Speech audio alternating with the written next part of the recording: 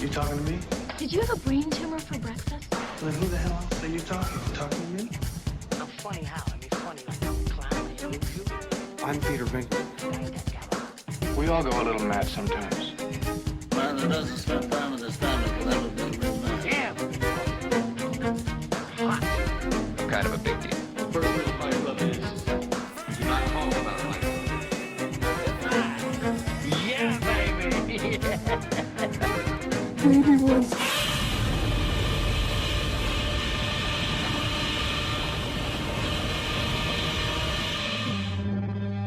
You want answers? I think I'm entitled. You want answers? I want the truth! You can't handle the truth! Hello, Andy. Hello, Stephen. This is Frame by Frame, and today is Yeah, we're going to be talking about all things Star Beast. Star Beast. Yeah, that's the original title of Alien. Is that the Dan O'Bannon? Yeah, Title? I think that's what you originally had it. The Dark Star, then Star Beast. Oh yeah, you did the special effects on Dark Star, didn't they? Yeah, and I love the bouncing duo. Yeah, it's very Hitchhiker's Guide to the Galaxy, isn't it? Yes, yeah. What came first? Dark Star or Hitchhikers? I don't know, I want to look into that. That's a really interesting. Okay, before we start talking about Alien, we're gonna get Dark Star. Okay, Dark Star came out in 1974, so we can safely say that it was being made in 1973. Yeah. So Hitchhikers was the Hitchhiker's Guide it was a radio to show the first, Galaxy. wasn't it? Yeah, let's go from origin. 1978. Oh, do you know what? I reckon First? Dark Star was first. That's interesting. That is very interesting. Doesn't that put a whole spin on the Hitchhiker's Guide to the Galaxy? Does that mean that a lot of that was derived from Dark Star? Was there an influence? It could be. Oh, I love Douglas Adams. Don't do this to me. Douglas Adams, you're a fraud. You're a hack fraud. No. But to be honest, I mean, anybody who can create a whole world out of something. I mean, everything that has been made world building wise looks similar to something. You can't not. He could have taken it from Metropolis. He could have taken it from Nosferatu for all we cared. Yeah. So everything derives from something. I don't think anyone had the idea of a paranoid android until... Yeah, you're right. Running diagnostics.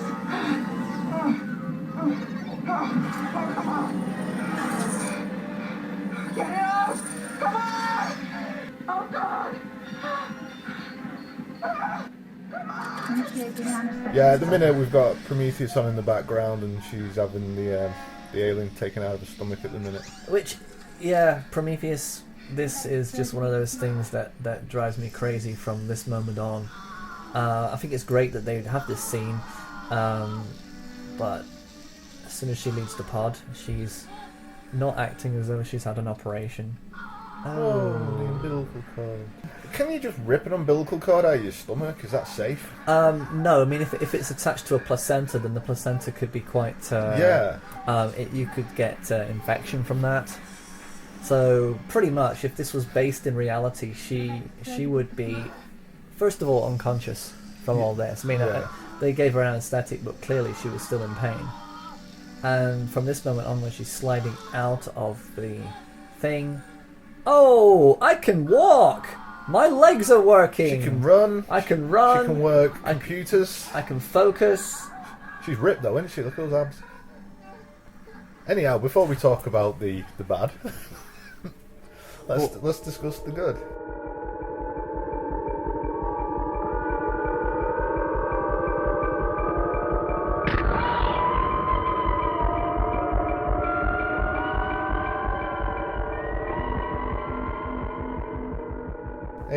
Alien was made in 1979.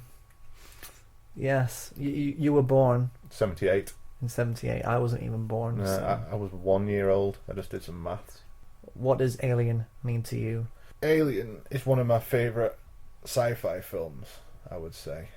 It means a great deal to me. It's every time I watch it, it's like we were talking about the Babadook. It gets under my skin. It's very claustrophobic. I think someone said it's like a haunted house film, but in space. Yeah. You know what I mean? It's got that feel to it. It's fantastic. Yeah. It doesn't age. No, it looks just as good now. Yeah. As it did then. It stands up absolutely. Like so does Blade Runner. Yeah, they do, You know because what I mean? Ridley because Scott was really great back in the day. Because the idea is that nothing is too futuristic that it's ridiculously out of hand, you know. Exactly. I like the fact where most space films, everything was pristine and clean, really, wasn't it? But this wasn't. It was dirty. It's a mining ship, isn't it? Similar to, was it Outland with Sean Connery that came? I think it is the 80s that the grunge era came in. Punk was going on, and I think that everything was a little bit more dirtier and grittier than they were in the 70s when Logan's Run and all that. And that was that tiny movie that came out in 77. Oh, The Star Killer. No, it was. Yeah. Shall I look it up? No, don't bother. Was it made by 20th Century Fox? Could have been. Then it was done a long time ago. Then it was probably rubbish. Galaxy far, far away. Yeah. What is it that people find difficult with Alien these days? Again, it's a slow burner. It's not quick and fast and in your face, is it? It's a candle rather than a flamethrower. Yeah, absolutely. Well, Yeah. that's the beauty of the film. Yeah, but it's taking everything mouthful by mouthful. Not, you don't go. But when those scenes come, yeah, like payoff. the chest burster scene, it's iconic. Never seen anything like that before. Interestingly, you know how Dan O'Bannon got the idea for that? The chest burster? No. He had Crohn's disease, and he suffered debilitating sort of pain in his intestines. Got ya. And he woke up one day and he just thought, just had the idea of something bursting through someone's chest. Right. And being a man was important because up until that point, it was always women that sort of, obviously women give birth, but it was the women who were sort of picked on in films. Yeah. For that to happen, so to happen to a guy was a big departure. It was quite brave as well, really. If that was ever us, we wouldn't be Arnold Schwarzenegger, and we wouldn't be going, "I'm pregnant." We'd be going, "Oh my God, get it out of me!" Yeah. We'd be going, "Oh my God, I really don't want to do this right now." We're not made for that kind of thing. Literally, we're not made. Yeah, we're not literally, but mentally. I mean, mentally, I think if any guy went through pregnancy, it would just be rubbish. It would be the most depressing. You'd see a lot of angry men, just really, really pissed off. Yeah, there was a rumour that's always circulated that the cast weren't aware of that happening, but they read the script and knew something was going to happen. But I think the reality of it is they didn't know how gory it was going to be. No, they didn't realise. I mean, I don't think expecting the blood flow to come flying across. Yeah. Because I think the actress, I always forget her name. Veronica Cartwright, who plays Lambert. Yeah, that's it. She got like loads of blood in her face. Apparently, it sent her over a table. She fell over.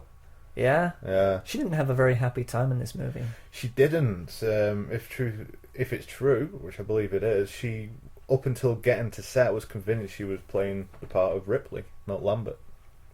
Which makes me think that's that deleted scene where Lambert wallops Sigourney Weaver with about 3 or 4 fisticuff blows was actually a kind of a passive aggressive stress ball. It does look quite it does look. And then she passes. Then she gives her that look, doesn't she, when she walks past her? Yeah, I don't know think if she was happy. I don't know if there was tension on the set between those two, but it does make you think, wow. Yeah, when you start to hear those stories, you kind of connect all the dots. Well, why did they delete that scene? It was perfect. Yeah. Maybe because it was real and they said, cut it out, we don't want it in there. But yeah, who knows? I mean, the thing is, back in 1979, these films were made with a lot more secrecy than they are now, and things weren't put out on the internet as they are now. I mean, the new Star Wars film is being chronicled all over the place. Every single actor who's in it can't help themselves but tweet stuff. And but back in 79 or 78, well, I guess when this was made, they were all just kind of just doing their job and going home. They didn't have any, they didn't go to newspapers and say, "Oh, guess what happened today at work." So everything that happened in this film is kind of shrouded in mystery, I think. Other than what you see and hear said in all the multiple interviews from the multiple different versions of this movie, they all kind of come out saying the same thing. Would you say it's the best Alien film? I'd say it is the Alien film. Yeah. Not, but to assign best would say that there are others to compare. That's a good point. Yeah. To this one, it is the perfect film that is called Alien. Yeah. Thanks. That's me being an awkward git. Yeah, absolutely. So, shall we? Anything else on Alien? Do you want to add? Just as this film and Jaws, that have the moment in it that every time it happens, I jump, which is when he's going through those tunnels. And they're watching, like, the xenomorph. The crawl space. Yeah, and it's getting closer and closer to him. And then he's like, and it's like, it's on you. And you can't see it. Get out of there. Yeah, he goes down some steps and it's just, and it's like, no matter how many times I see the film, that part makes me jump. And it's the same in Jaws when he's gone scuba diving, he's looking through that wreckage and that severed head pops down. Yeah. That makes me jump every time as well. Masterful filmmaking. Exactly, because you don't expect, because no matter how many times you watch it, they did that offbeat, off rhythm. Yeah. That's something that I think we learnt when we were making CACO3. The offbeat scare works. So it's not a matter of counting 1, 2, 3, scare. It's 1, 2, 3, scare! Yeah. Dallas? No. Take it easy. Dallas? It's hitting it offbeat. So it's like the semi-quaver. The semi-quaver, exactly. 3E. It's on the E of the 3. It's on the E of the 3. Yeah. That's really interesting. That's a good bit of movie theory there. Yeah. Yeah. Scares are delivered on the E of the 3. Yeah. Well, I just come up with that. Yeah. That is. Yeah. Patent it. I'm gonna write that down. Nah. It's alright, it'll be on the podcast. It'll be on the podcast. It's out there forever. Maybe we ought to create our own test here. That when we are watching films, which scares are delivered on the beat, or which ones are off the beat. Of course, you need something to relate to, the length of the scene or a certain sound that what do you call it? Not preluding, pre. I'm not going to help you. You're just going to watch me struggle. I like this about you. You just want me to fail. No, you don't. It's pre.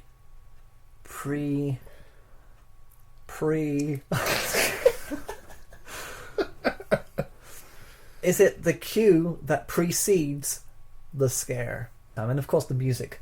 Oh yeah, absolutely. The music for me is one of those things that I can listen to any time of the day, no matter what I'm doing, especially if I'm writing or even just changing a room around or cleaning or washing up, anything. Just apart from having sex, it's not really good. I tend to listen to the Jaws music. By the time it gets to the do-do-do, I'm finished by then. I'm done. Yeah. So, but yeah, it's a beautiful score that is amazing background, no matter what you're up to. But also, it has that ambient, like, always in the background, and it really everything adds to it. We should really talk a little bit about H.R. Geiger, really. Yeah, and it's just what he made. It's beautiful. He is. It's all got like a pseudo-sexual vibe to everything. But everything, I think he was, because he was considered a very isolated private man who basically did these amazing airbrush images. Yeah. And actually had his airbrush images made into sculptures. You know, the first time O'Bannon met Geiger, he was smoking opium. Oh, was he? Yeah, for his vision. For his vision. Yeah, it helps his vision. It helps mine too. Yeah, of course. And cold. And colds, yeah, it's great. The whole Geiger thing is that everything that he made and drew came from his dreams. A lot of that probably helped. As I think it probably helped Jodorowsky in his designs of the Dune that never was. Yeah. So yeah, I think that that it's a product of the time. definitely. I mean, yeah, absolutely. Geiger's work is suffocatingly dark and smoulderingly dirty and gritty. I mean, there are babies in jars. There are all kinds of weird organs just going all. No matter where it is, there's an organ somewhere in that image. But you can imagine when they were coming to make Alien, we've seen As Geiger's an work accountant. and thinking, that's the guy we need. Yeah, I We mean, need him. but Geiger was originally going to be working on Jodorowsky's Dune. Yeah. And that is something that I kind of wished had. I mean, everybody wishes that had happened. And I think that documentary that they made recently force-fed it down your throat too much to say that it was a masterpiece that never was. And then we all believe it because we're thinking, oh, I really wish I could have seen that. But in a way, you know, let Geiger have Alien because this is his greatest piece of work ever. And of course, it hasn't been able to escape us because I think a lot of his influences have been popping up all over the place. Yeah, well, I think his work obviously influenced the rest of the Alien films. And horror as well, yeah, in absolutely, general. yeah. I mean, I don't think Freddy Krueger's glove coming out of the bathtub would have been there had Geiger not been an influence in the sexual pseudo images that came from him. Those kind of things don't just come from anywhere. That could have been a painting by Geiger at one time. Yeah, I've never thought of it before, but now you mention it. Never got on board with the Elm Street films. The thing about Freddy Krueger, going off topic here slightly, is that well, actually, no, it's not going off topic at all because it's exactly the same as the Alien. Once you've seen him, you're no longer scared of him. Yeah. Once he becomes an iconic character, like the Alien, you know, once you've seen the whole form, you're just happy to see him. You're just kind of like, oh look, there's Freddy. Oh look, there's the Alien. It's like in the new game, My Alien Isolation. You're not so much scared of seeing the Alien. You're just kind of you just enjoy the idea that it's there instead of actually having the fear. So having the knowledge and the understanding, the pure, the having him rammed down your throat, literally. As soon as you understand the beast, where's the fear? Yeah. Because there's nothing left to discover. I remember it just being built up, and I thought, oh yeah, you know, finally got to watch Nightmare on Elm Street, and the end of it, I was kind of like, oh, okay. There you go. That happened. I enjoyed it, but anyway. So Alien is that it's a masterpiece. It's absolutely fantastic. It's beautiful, and I watch it any day, every day, if I could. Yeah. So. And then, so after that, you've got a director who probably no one's ever heard of called James Cameron, who did you don't like calling it a sequel, do you? Actually, I need to go back on that because in a way Aliens is the sequel, but it's not Ridley Scott's vision the sequel. No, it's not. Just tell me one thing, Burke. You're going out there to destroy them, right? Not to study, not to bring back, but to wipe them out. That's the plan. All right, people, on the ready line. Are you me? Yeah! Are you me? Yeah! Are you? Get on the ready line, Marine! Get something to do! Get on the ready line!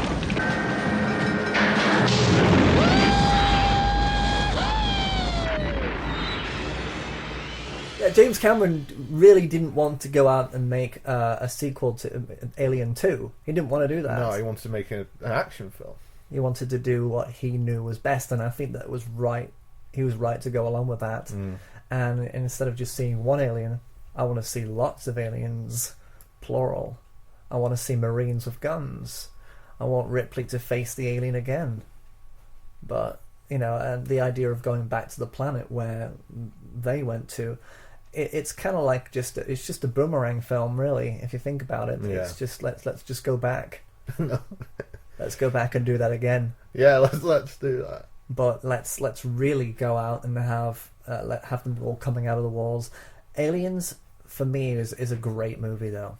It's the ragtag fleet kind of group of people who are pitted against evil. Yeah, and there's great dialogue in it. You know, the banter Aliens? In Aliens, yeah, the banter between, like you say, the team is great. Have you ever been mistaken for a man? Have you? Yeah, Great and line. it's really action. It's kind of banter that just belongs in action films. Yeah, It's the Rambo banter. It's the Rocky films banter. It's the I'll insult you, you insult me kind of thing. Yeah. I'm surprised that Cameron didn't have two characters like Parker and Brett in it that were kind of like the two buddies walking around making bets with each other. But I'm glad he didn't. I'm glad and it wouldn't really have suited the dynamic of it being like Marines. Marines, yeah. Yeah, and they could have gone very far with the characters, but they kept them as a ragtag group. They didn't get too far into their personalities, other than the stereo. They were built on stereotypes, really. Of course, yeah. What do you think of Newt? Newt was good to have as the mother-daughter thing, and I think because obviously Ripley finds out that in the 57 years that she's been on ice since Alien, that she's her husband, her family have died. Yeah, daughter's gone. So it sort of it helps that dynamic between it gives her the reason at the end that she goes back and gets her, which is exactly the same dynamic almost. Well, other than in The Last of Us, the game, it's the same dynamic. It's about a father who loses his daughter, who dies in her arms, and then for the whole game, he's building a relationship with another little girl who he's trying to protect. Right. Exactly the same dynamic as Ripley, and it's quite astonishing because that game does the same thing. She gets captured, and then he has to rescue her, and he goes back, and then they kind of bond. Right. So the actress who played Newt, it's the first time she'd ever acted, and she never acted again. Catherine Henn, wasn't it? Or I think it was a Henn. I can remember her name. Carrie Henn. Carrie Henn. She only did the one film. Yeah, she's never. She's a school teacher now. She did that one film and then never acted again. She's a school teacher, right? So she was very young when she did that, though, and there were some telling moments that said to me that the script didn't quite work for her. That the dialogue was coming from the mind of an adult. Yeah, it won't make any difference. That line itself wouldn't be said by a child. No, and the actual character just reminds me of Poltergeist. Yeah, she always has the little creepy things that she comes out with. It's like saying right out of Poltergeist. The right thing, and I think the one film that did that right was Exorcist, where the little girl was just being a little girl, talking about the horse and about the things that she wants to do, and having a giggling play fight with her mom, and this little things like that were perfect. But how do you put that into Newt, who is a scared little girl who just wants to say scary things? Yeah, they come out mostly at night. Mostly.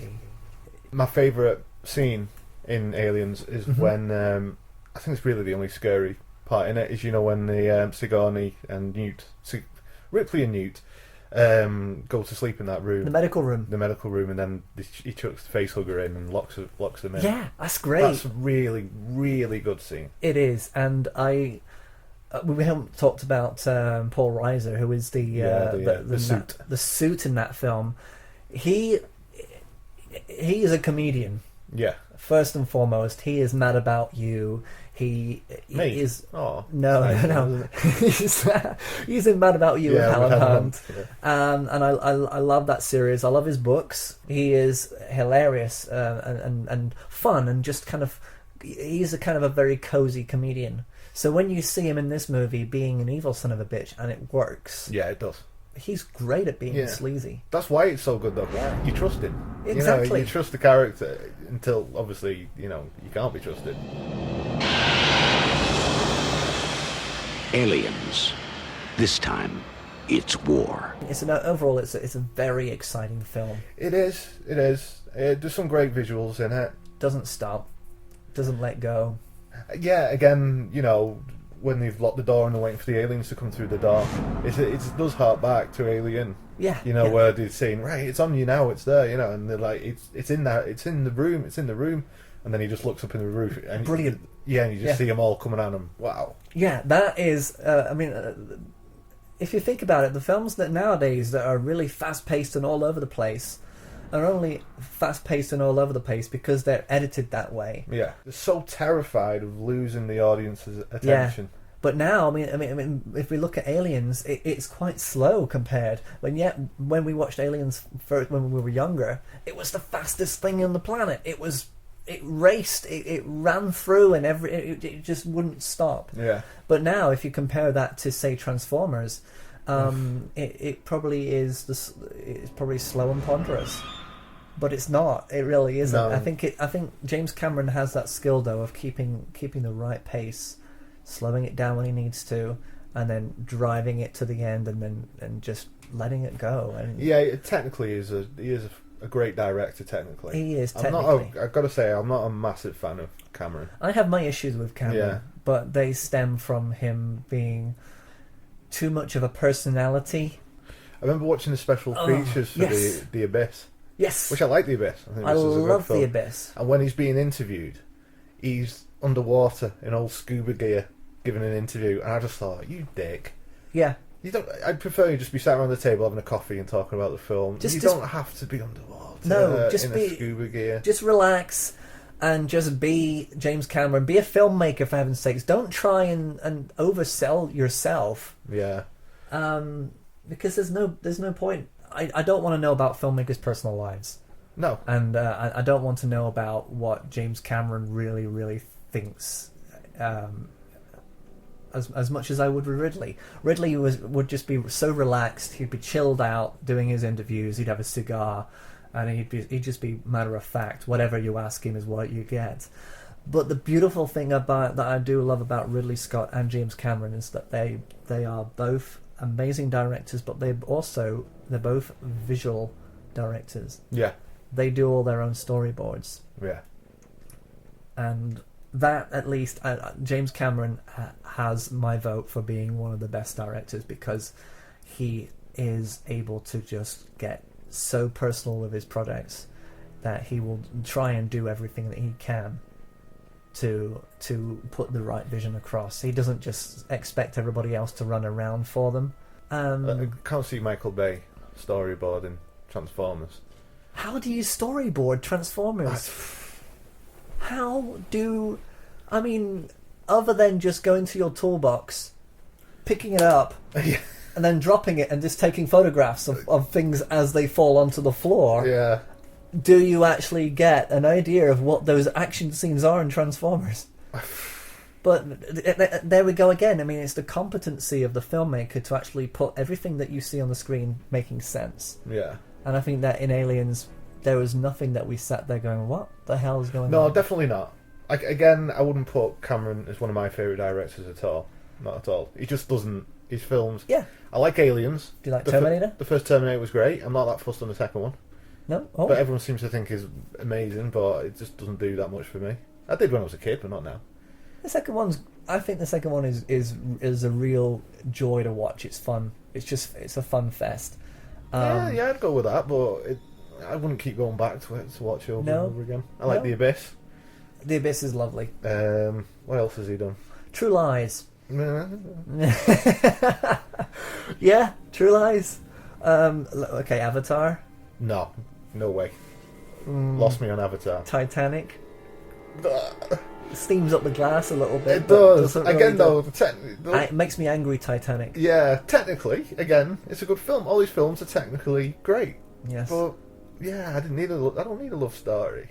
No. The story of Titanic is big enough. The lifetime of love that is lost on that ship does not equal two people who have just met. Yeah. And the fact that she is that selfish that she doesn't share her life raft with him and just lets him die is just, Well, he was. To be honest, the way he was in the film, I'd let him die as well. I reckon he's lost interest. I want to watch that and count how many times he says shit. Oh, shit. Does he? Yeah, count it. I haven't really watched it that often. No. You must be really... It's because I hate myself. I just watch it because I don't like it. It's like the ultimate torture. Yeah. Like, you've been a bad boy, go watch Titanic. In the corner. No. On a phone. So on a phone, even worse. Oh, God. Well, yeah. Okay, so Aliens is done. And the music is also pretty awesome. Do you know what I used to do when I was a kid? I used to listen to the soundtrack. There's that moment when they lift the woman's head and she's basically attached to the wall, and all of a sudden she opens her eyes and it's well, the soundtrack is exactly the same. There's actually about 8 minutes, I think. Correct me if I'm wrong. There's about 8 minutes of just mood. There's just mood soundscape throughout, and then it just hits you.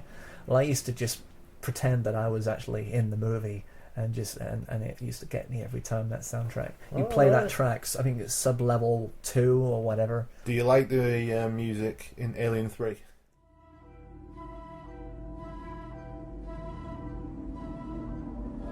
Here, in a world where the sun burns cold and the wind blows colder, a visitor has come. But not by herself. It started.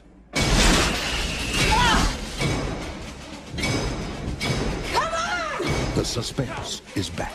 And we have no weapons of any kind? The fear is back. Ah! Don't look back, dude! Run as fast as you can! And most of all, the bitch is back.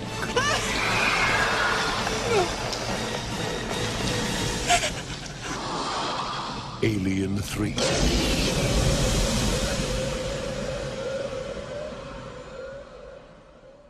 So, David Fincher. How did he do? I would hypothesize that he did quite well. The studio messed it up. That he didn't get the support? I don't think he got the support at all. Like with James Cameron was a very young director. First time he hadn't made. I think Terminator hadn't even been released when James Cameron was signed up for Aliens. Right. And the studio just wanted a young, cheap director, not realizing that these people were actually quite gutsy directors, which is quite funny that 20th Century Fox did the same thing twice with David Fincher as well. That they are really competent directors, and they will make trouble. They won't just lie down and take what you've given them. And unfortunately, I think David Fincher, as another visionary director, absolutely, yeah. I think he was probably he actually did give way. Unfortunately, You think he did? I think they had more power over him at this time, at this moment in his career. If he'd have had the backing of say James Cameron or anybody else who was previously associated, he might have had a bit more muscle. But I think that the special effects were a little lousy. The first idea of having was it a bull as the alien host? Yeah, I think it was, wasn't it? It was a bison or bull. Or was it a dog? It was a dog in the actual film, in the actual theatrical release. But in the special edition. Yeah. I'm not too sure about the story, because the script went through many changes. It went through many different hands. Originally, it was a story about monks in an outer space station. Yeah, wasn't it something to do with a wooden planet? Yeah, it was a planet that had a kind of like a self-sustaining shield to it, and everything in there was natural. Yeah. Which was, I think, was Dan O'Bannon's idea. I'm not sure if he had the idea, or I've got to just get all these names right, because I think there are so many people associated with the many different drafts of Alien 3. I mean, just watch the documentary that goes with the definitive edition. I think you'll kind of get all the idea from that. But I think when David Fincher came on board, it had already been hacked to bits, and what was left was the planet and prisoners. Prisoners that are all rapists and murderers, the worst kind of people. But they weren't really that bad. No, they weren't. They were all pretty easygoing. Apart from the one gang rape attempt. Yeah, but there was just one. Yeah, it's only one. You gotta let them off of that. Yeah, I mean, but But I mean, to be fair, they did make some strange decisions in this movie, and I think that the first strange decision that angers all fans, and this is why I strongly believe that it's not a sequel. It's just its own film. Yeah. There was no Hicks, there was no Newt, and there was barely a bishop. Yeah, yeah. Newt, because at the very beginning, Newt's dead, isn't she? Hicks is dead. Yeah, Newt's everyone's dead. gone. So I suppose that's dark, and to Yeah. start the film with everyone, she just But the survived problem with is, being dead. if you're a fan of Aliens, you're going to be pissed off. So the only way you can actually enjoy this franchise is don't be a fan. Why do you need to be a fan? Why not just understand that this is another film, another director has taken the story, progressed it in his way. Hopefully, I mean, I'm hoping that was his idea. I don't know if that was entirely his decision and he had to just work with it, but he did the best he could with what he had. Yeah. But there wasn't. I mean, Michael Biehn is that kind of an actor who would have signed up anyway if he was told Alien 3, he would have gone, yeah, I'm not doing anything. And Sigourney Weaver, she lobbied for there to be no guns in this film. Yeah. Because she had a big problem with Aliens because there were so many guns in it, and she's anti-gun. Anti-gun, yeah. Although they could have benefited with something.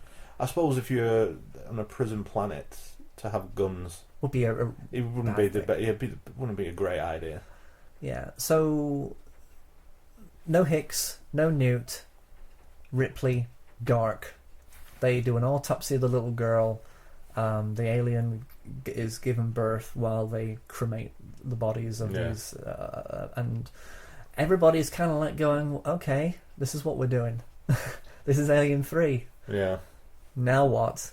It's not without some interesting. I enjoy watching Alien 3. Yeah. I will watch it because Brian Glover is fascinating to me. He's a lot bigger in Alien 3 because they always shot everything quite low in that movie for some reason. They like nostril cam. Yeah.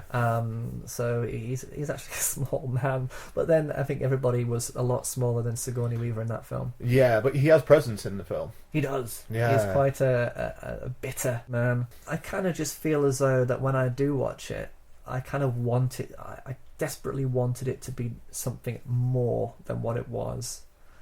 I didn't want the ending. I didn't want Ripley to die, and when bringing Wayland into it was stupid. Yeah, yeah. They could have ended it very differently.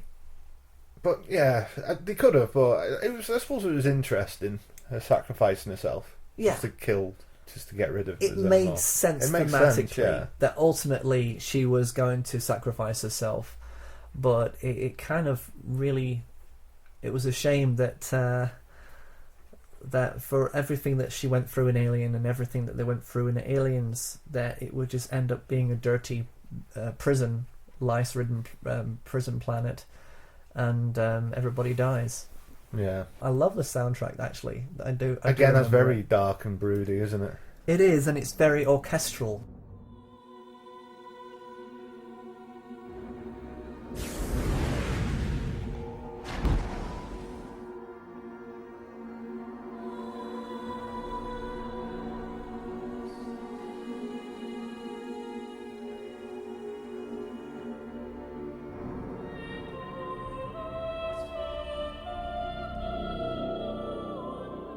So, what are your ultimate thoughts on Alien 3? Anything? Like I said, when I watch, I can watch the film and I can enjoy it. I think it's a decent made film, but it seems to me a film that would not let its director put his full vision onto it. I think it's obviously a film that the studios had too much input into. Yeah. That's how I feel about it. Exactly. That's I think that's right. I think that's exactly how I feel about it too. And it was 1992 as well, and I think that special effects were still struggling to become. Yeah, some of these CGI. Yeah, they were trying to do the CGI instead of the puppet. It's very hammy in parts. And I think that's probably down to the idea that they wanted to have a dog alien, so therefore they couldn't do a lot of costume stuff. If they just stuck with the alien coming from a human, if it came from Hicks, it would have been more logical, and then they would have been able to have a man in a costume a lot more, because it would have been the alien that we recognised. They didn't need to do the dog alien, but it still looked quite fascinating all the same. Where are the others? They didn't make it. This is the end of part 1. In part 2, we talk about Alien Resurrection, Alien vs. Predator, and Prometheus.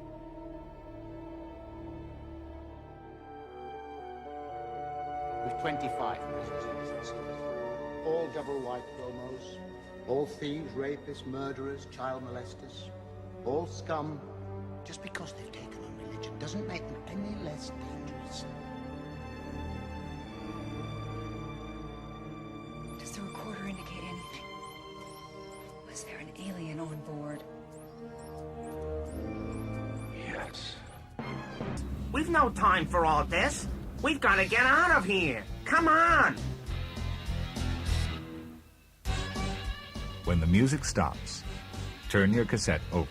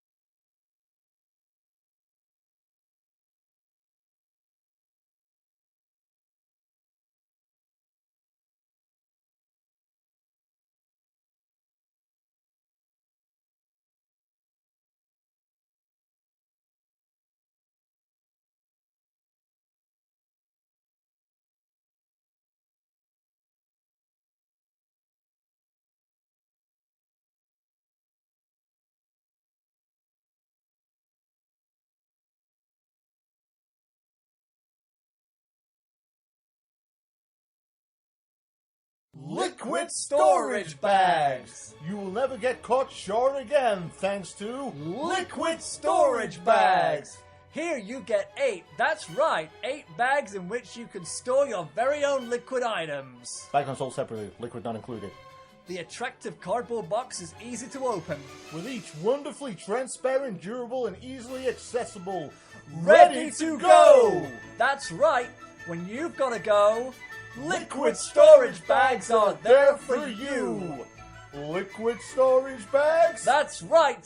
Liquid storage bags! They're sleek, sturdy, and stylish. And what's more, you can write all the information you need right there on the bag, where the space is provided. Warning, do not write on liquid storage bags. Liquid storage bags cannot be found in any store, by phone, or online. So you know that liquid storage bags are the product for you. And only you! What's it called?